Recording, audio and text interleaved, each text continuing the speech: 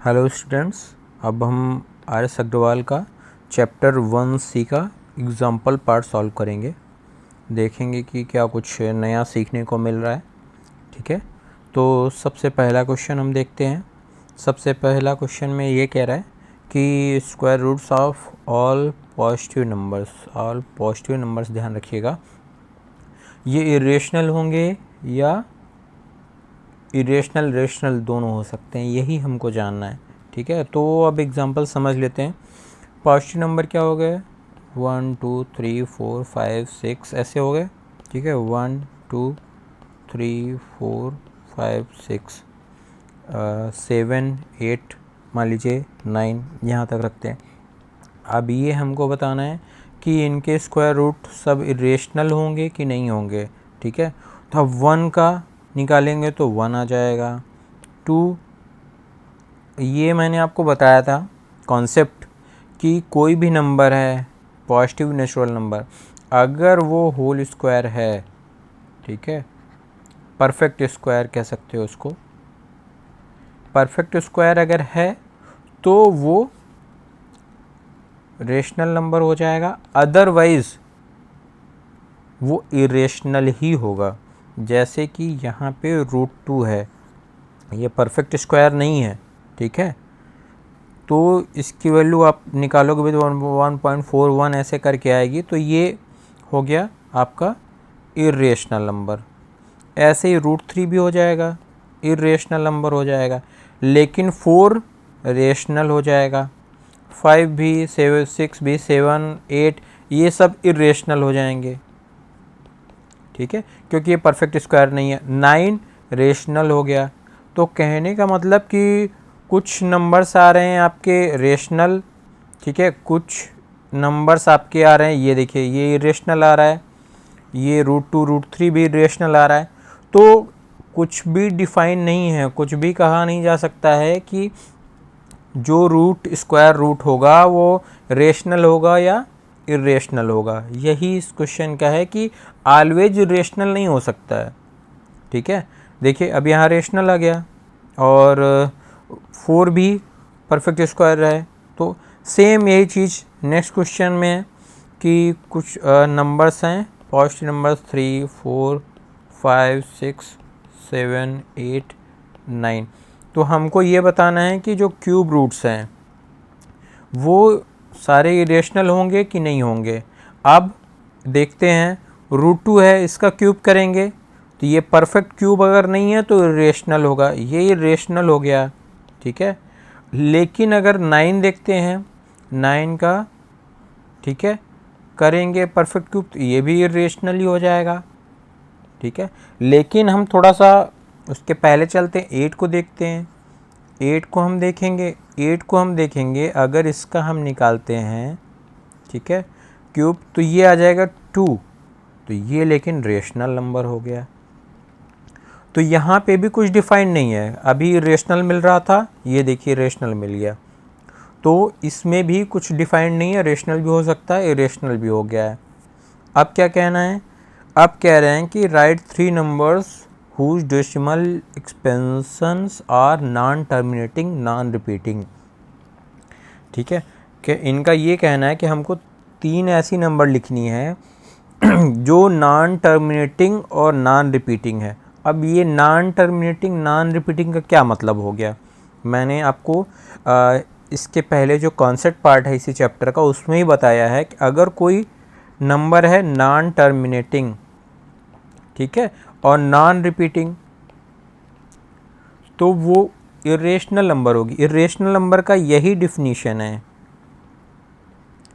कि वो non terminating होगी, मतलब 2 3 4 ऐसे ऐसे इनफाइनाइट चलती जाएगी। और नॉन रिपीटिंग का मतलब हो गया कि जैसे कुछ नंबर्स होती हैं ना, उनमें पैटर्न होता है, रिपीट कर रही हैं, ये देखिए ये रिपीट हो रहा है, तो ये तो रिपीटिंग हो गया। लेकिन नॉन रिपीटिंग में ऐसा कोई पैटर्न नहीं होगा। ठीक है, ये इनफाइनाइट तक जाएगी नंबर, ठीक है, लेकिन विदाउट एनी रिपीटिशन, कुछ भी रिपीट नहीं होगा, यहाँ पे कुछ भी रैंडम आ जाएगा, 1 4 3 2। ऐसी हमको 3 नंबर्स बतानी है। अब हम 3 नंबर कहाँ से ढूंढ के लाएंगे, तो सिंपल है, यही दोनों एग्जाम्पल से आप देख लीजिए, सिंपल है। अब जैसे इसके पहले के जो दो क्वेश्चन हैं इन्हीं से देख लीजिए। रूट 2 हो गया, ये परफेक्ट स्क्वायर नहीं है तो ये भी हो गया। रूट 5 भी लिख सकते हो आप, रूट 7 भी लिख सकते हो, इवन इसका रूट क्यूब भी आप देखोगे, ठीक है। ये 3 भी हो गया, रूट 2 का 3, और ये भी हो गया, रूट 5, ऐसे करके आप इन्फिनिट नंबर बना सकते हो, कुछ भी लिमिटेशन नहीं है आपकी। जो भी 3 नंबर्स, 5 नंबर्स, 10 नंबर्स कुछ भी लिख सकते हो। बस ये ध्यान रखो, अब जैसे रूट यहाँ 4 नहीं लिख सकते हो क्योंकि ये 2 आ जाएगा ना, तो बस यही ध्यान रखना है कि जो परफेक्ट स्क्वायर ना हो या यहाँ पे परफेक्ट क्यूब ना हो, इस केस में वो सारे नंबर हो जाएंगे। अब ये कह रहे हैं कि insert a rational number between 3 and 4। तो जो कॉन्सेप्ट वाला पार्ट था उसमें मैंने बताया था, फिर से बता रहा हूँ कि अगर कोई एक रेशनल नंबर निकालनी है तो रेशनल नंबर क्या होती है, अगर ए और बी दो नंबर हैं, मान लीजिए ये है बी है, तो रेशनल नंबर होगी ए प्लस बी बाई 2, और इरेशनल नंबर होगी वो होगी अंडर रूट ए बी। ठीक है, ये फार्मूला आपके ध्यान रखना है, आपको ध्यान रखना है। तो अब इसी के बेसिस पे निकालते हैं।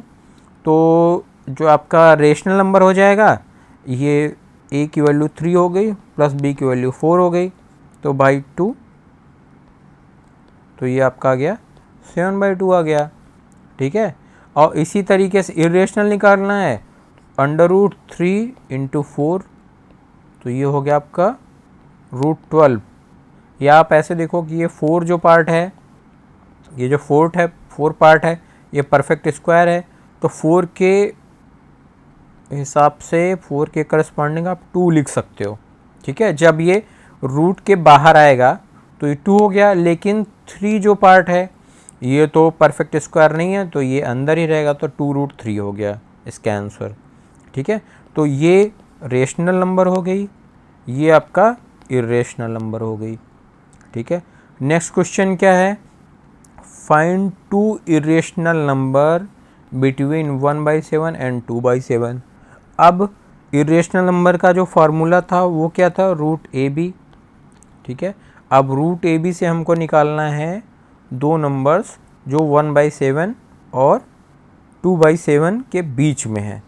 तो क्या किया जा सकता है, ठीक है, तो रूट 1/7 इंटू 2/7, तो आप कह सकते हो कि ये हो गया 2/49।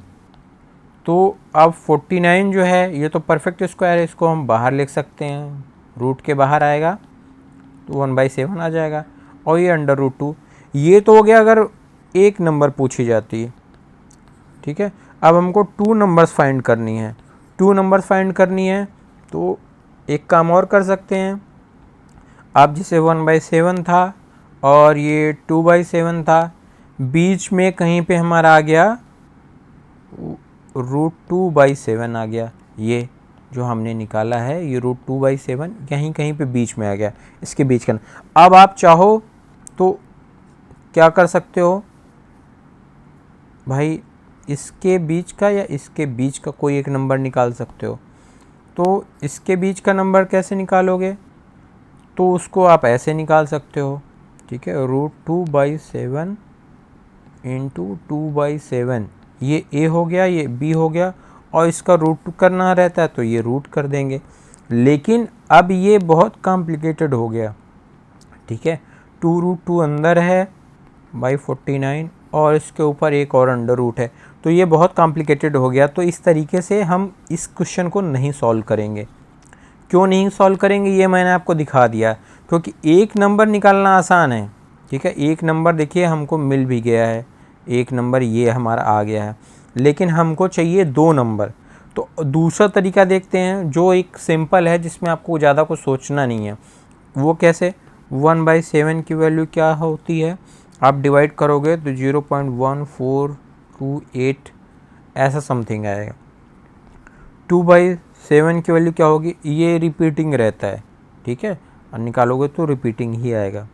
और 2 की वैल्यू क्या हो गई, 0.28, और ये 56 हो गया। या मान लीजिए आगे और नंबर होंगे 82857 इतना तक रहता है। तो ये आपका आ जाएगा 5714। ये आप इसमें अगर 2 से मल्टीप्लाई करेंगे 1/7 की जो वैल्यू है 0.142857, ठीक है, इसमें 2 से मल्टीप्लाई करेंगे तो यही आउटपुट आएगा।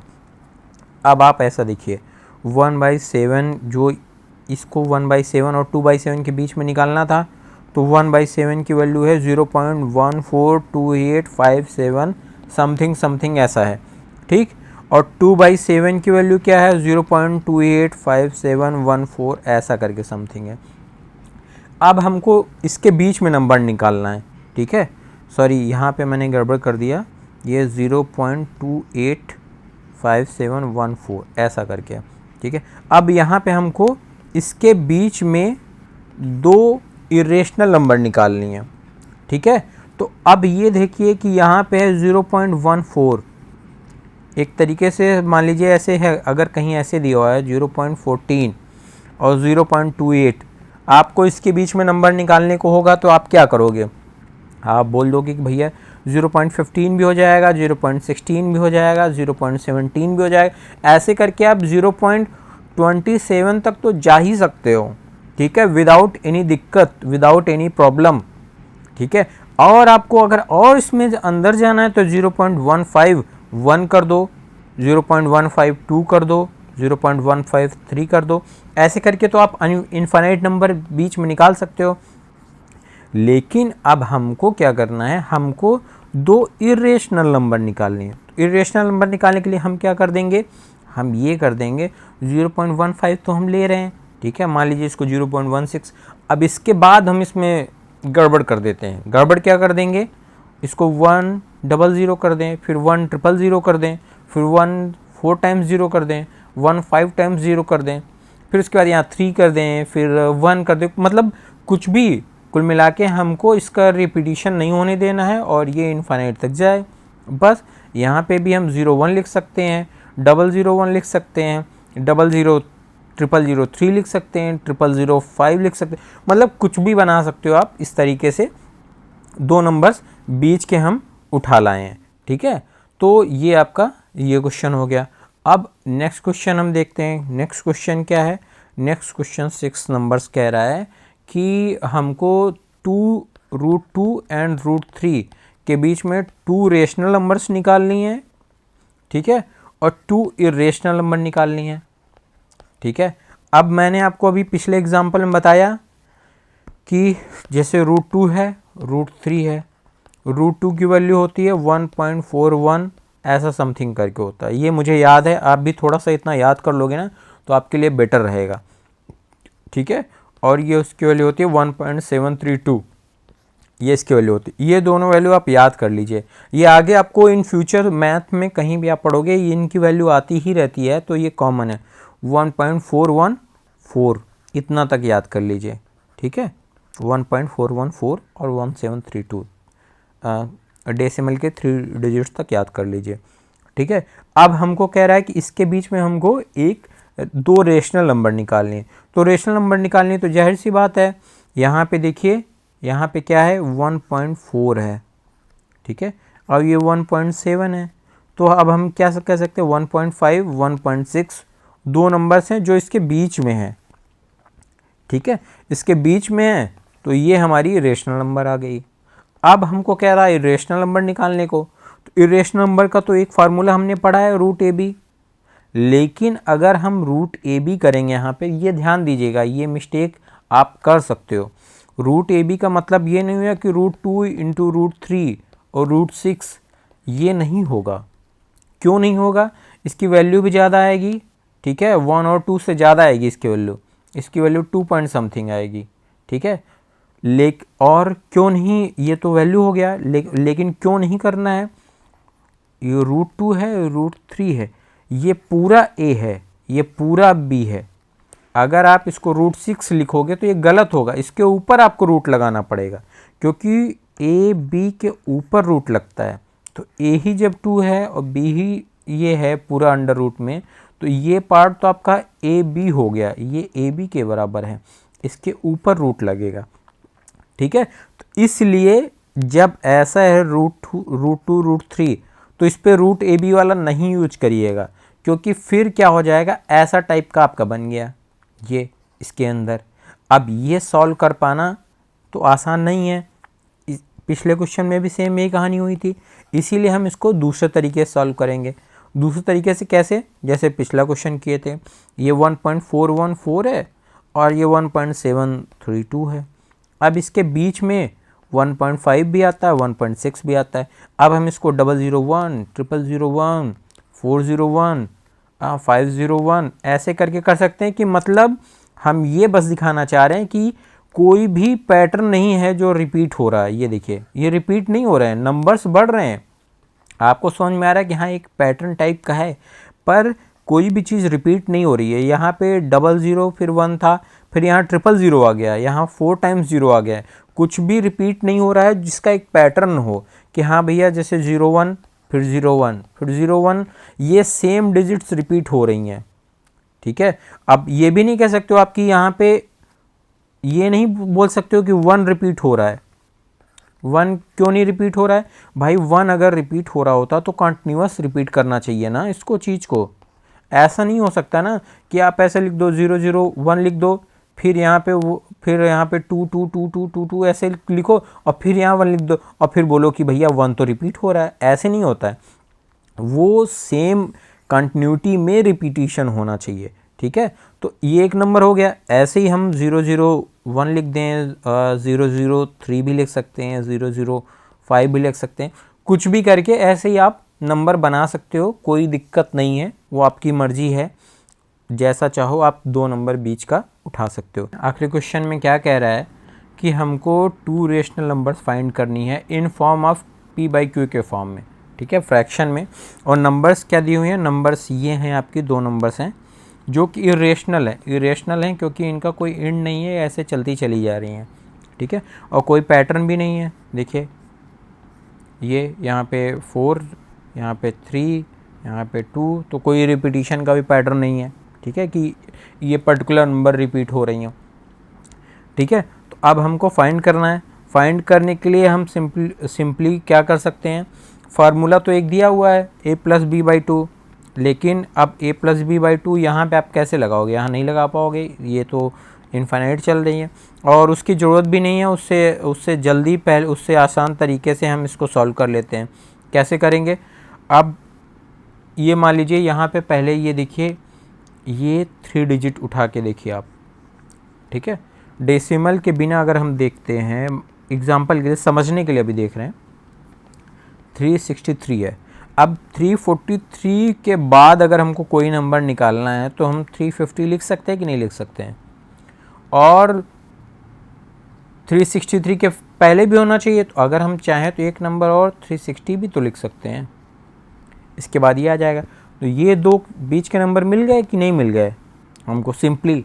तो जहाँ कहीं भी ऐसे रहे कि आपका नॉन टर्मिनेटिंग बहुत बड़ा नंबर दिया हुआ है, ठीक है, तो आप बस शुरू के 2-3 डिजिट देखिए और वहीं से उसको कंपेयर करके बीच का कोई भी 2 नंबर, अब जैसे यहाँ पे हम 351 भी लिख सकते थे, 359 भी लिख सकते थे, यहाँ पे 362 भी लिखा जा सकता है क्योंकि अगला नंबर 363 है। तो ऐसे करके कोई भी 2 नंबर आप उठा सकते हो।